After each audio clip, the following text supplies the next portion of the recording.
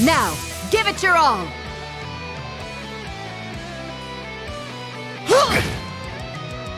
It's my turn! Well done! It's my turn! Kane. Well done! Gale. It's my turn!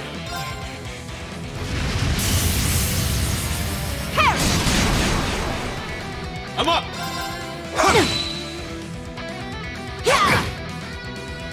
I'm up! Roar! Healing! Well done!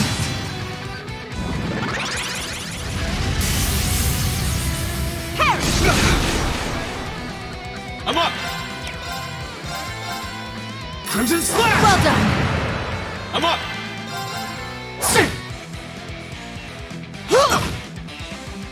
It's my turn! Get back! Turn to dust! Prismatic Flame! Take this! Well done! It's my turn! Well done! I'm up! Turn to dust! Prismatic Flame! I'm up!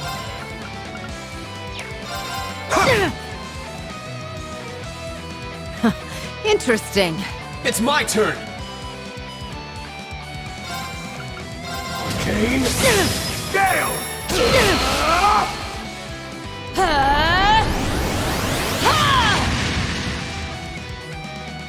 Show me you can withstand this!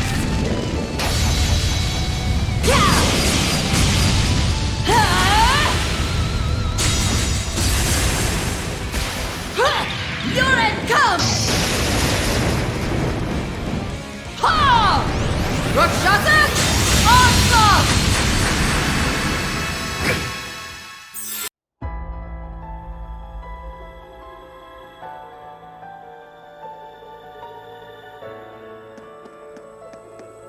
The Heimdall Cathedral. It feels oddly quiet around here. Let's go inside after we've finished any other business we have.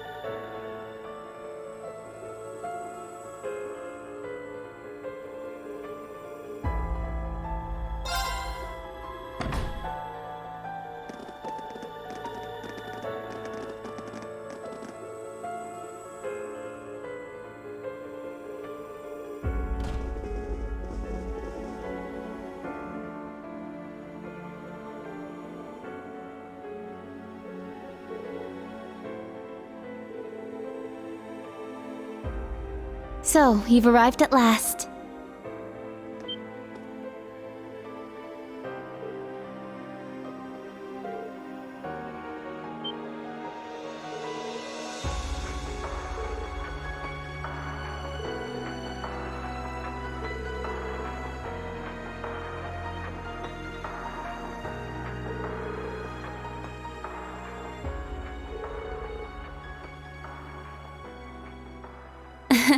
Yes, it's good to see you all again.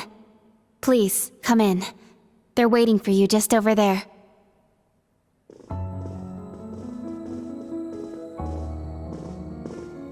I'm glad you all finally made it. The Church has decided this issue now merits the attention of the Congregation for the Sacraments. As such, the Archbishop and all the staff here have been moved to another location.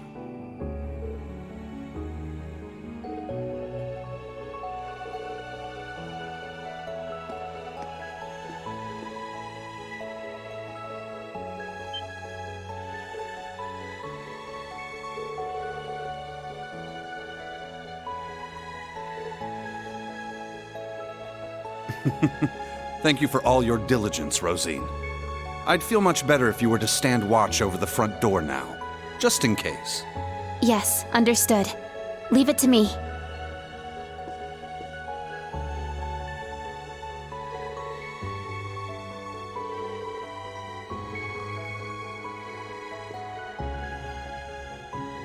Let me introduce you. This man is a member of the Gralsritter, a division of the Septian Church. He's the second in command, in fact. Thomas Lysander.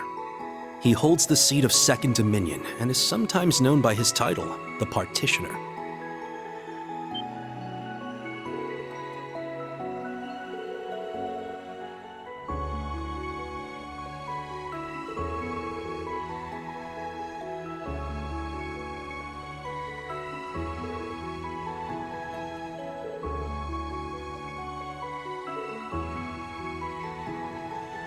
Now allow me to introduce you. This man is one of the Gralsritter's 12 Dominion, the successor to the 8th Dominion, Gaius Warzel.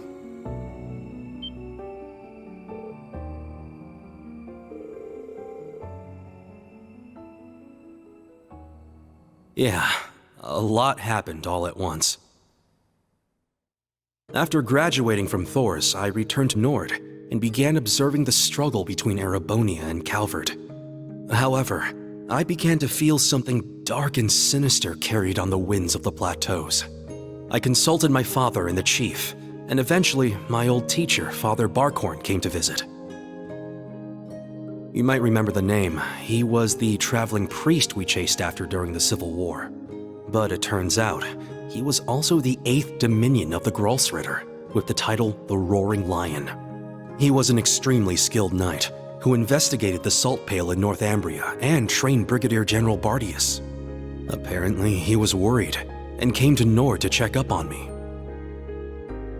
He explained to me that what I had been sensing was called the Gale of Ruin. I'm not sure why I'm able to sense it. Maybe it's because I'm a descendant of those who fought alongside the Lionheart Emperor. I mentioned this to him and he came to a realization. But then it happened. A Calvardian ship that broke past the 7th Armored Division attacked my village. My father was away at the time. I fought back in an attempt to protect my family, but it was no use. Right as I prepared myself for death, my teacher threw his huge body in the way to protect me.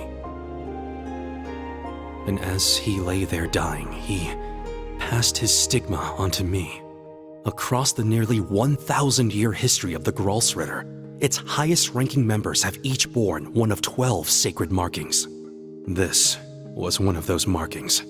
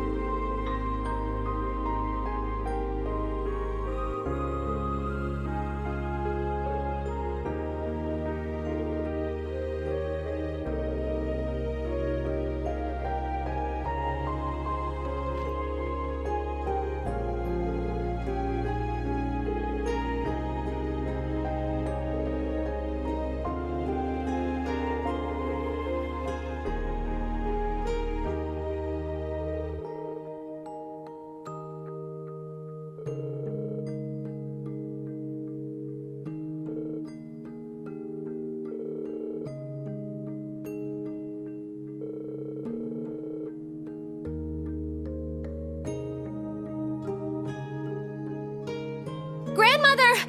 Stop hiding! Come out already! You're the one who called us here in the first place, aren't you? I only hid myself so as not to interrupt your discussion.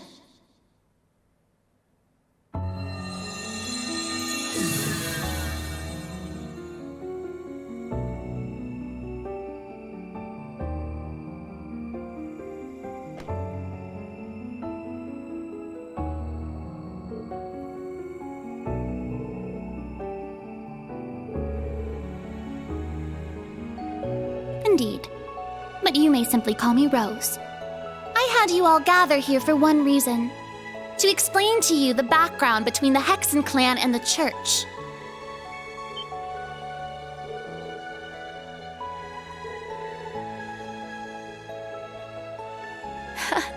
It's not as though we don't believe in Adios. There have been some differences in opinion over the years, but we and the Church have worked together on a number of occasions. For example, during the War of the Lions, or the vampire incident in the Middle Ages.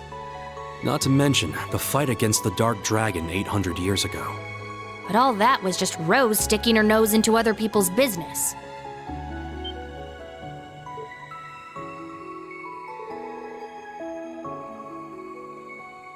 Legend has it, Emperor Dreikel's camp was once visited by a good witch.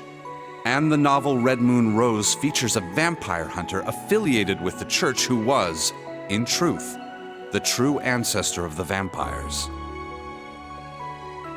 The woman you now see before you was both of these people, even if she looks a bit different.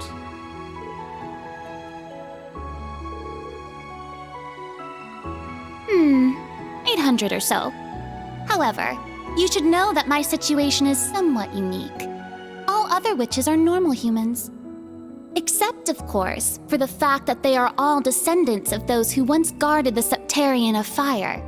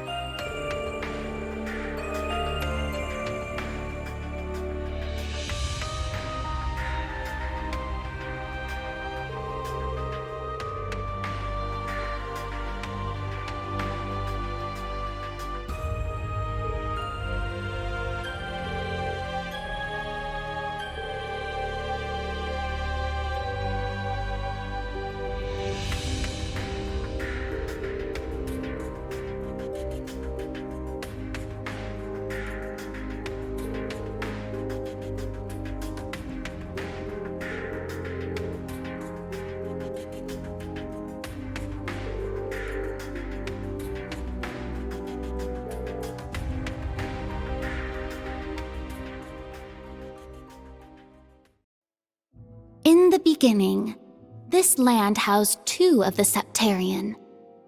The Arc Rouge, Septarian of fire and wielder of fierce power. The Lost Zem, Septarian of earth and bearer of unyielding endurance.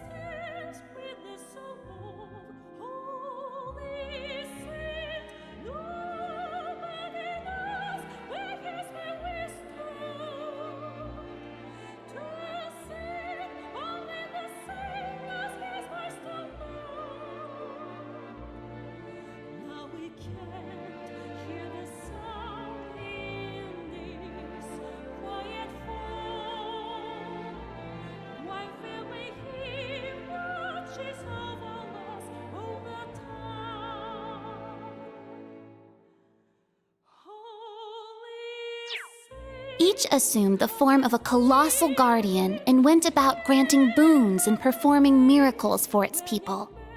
For a few centuries, the land of Erebonia prospered. But eventually, its people began to vie for power and control. The Septarians had always granted their people's wishes. But now, their peoples each wished for the other's destruction. And so, the two colossi began fighting. Their battle ravaged the earth and split the sky, devastating the entire region. The humans tried to stop them, but it was in vain. The Septarians' fight continued 1,000 days, scorching the land black. When the battle ended at long last, it was a tie. Exhausting their power in one final strike, the two Septarian were blown away, left as nothing but empty shells. Yet the tale did not end there. The power expelled by each Septarian collided and became one, resulting in the creation of an entirely new entity. The Great One, the Septarian of Steel. It was an existence created from the union of fire and earth. It was beyond anything else in this realm. It was the ultimate source of power. Though things seemed fine at first, the survivors of the war soon realized the eternal conflict within it. They knew this conflict would cause it to grow ever more unstable, and that it was not something that could be handled by mankind. With the Holy Beast's assistance, the kins of fire and earth joined together to see the Great One sealed away. However, each of their attempts ended in failure. Left with no other options, they resorted to their final plan. The Great One would remain whole in the higher plane, yet its physical incarnation in this world split into numerous shards. It was this final gambit that saw disaster averted. Indeed, their combined efforts bore fruit. The kin of Earth created 7 vessels, while the kin of Fire split the Great One's power and infused each vessel with a part of it. 7 dolls in the form of knights, each bearing the Great One's power, the Divine Knights.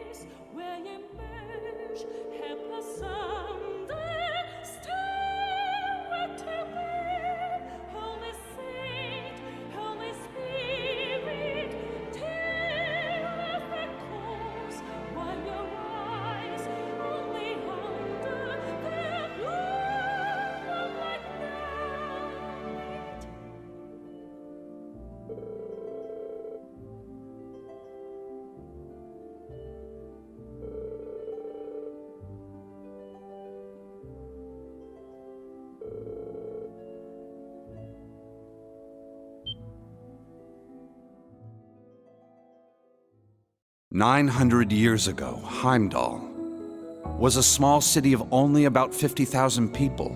However, it was one of the burgeoning centers of culture for the region.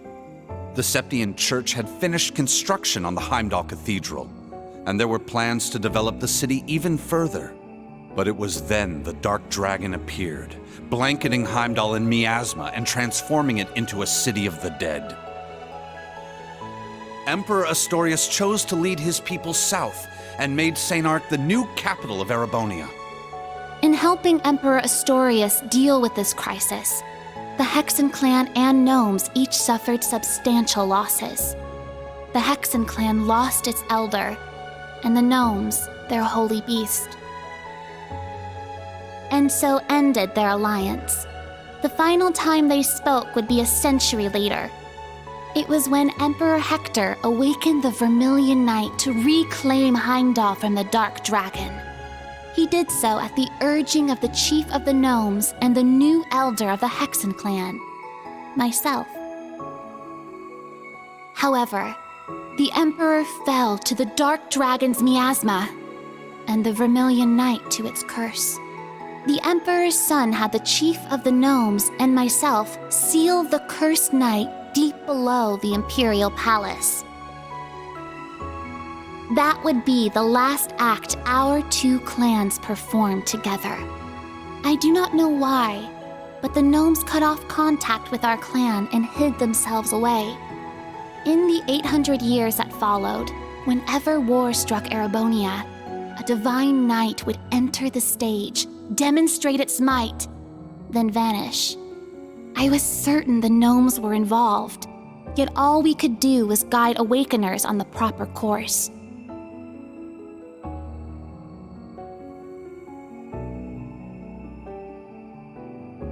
This unending pattern reached its most fevered peak 250 years ago during the War of the Lions. The false Emperor Orthros unearthed the cursed Vermilion Knight, and a mercenary under Prince Lucius' employ awakened the Palatinate Knight. Prince Dreichels found the Ashen Knight, and Leanne the Argent Knight. The four awakened at once, made for a grand war indeed.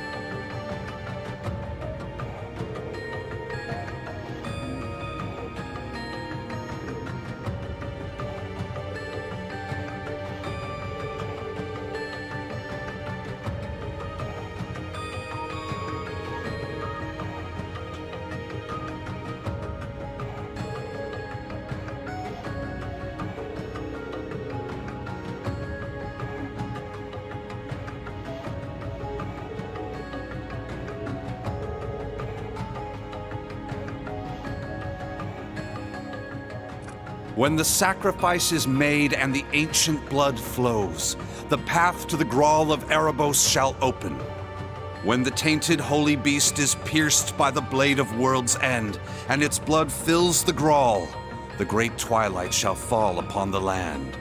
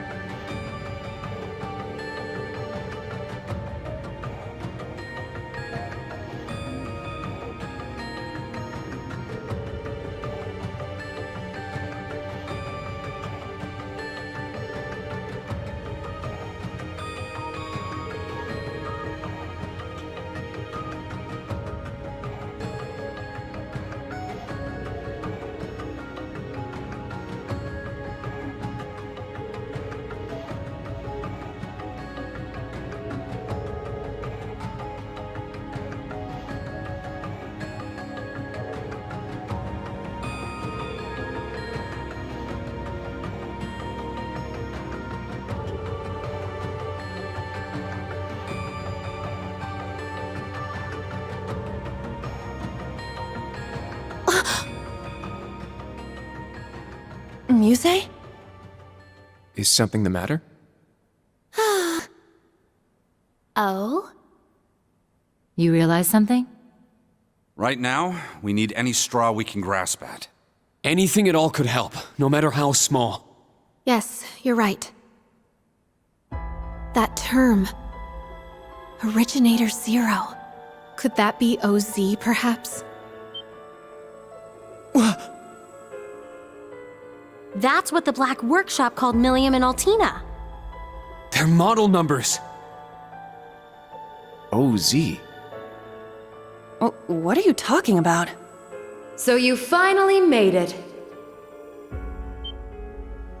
That voice. Vita! Ah, so the prodigal granddaughter returns.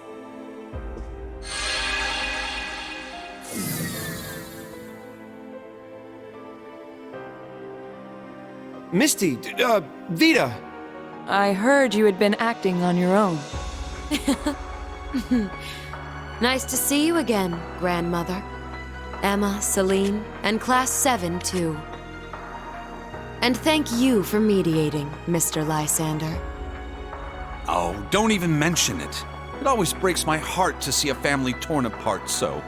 Vita! Why? You really don't plan on ever coming back, do you? That's correct.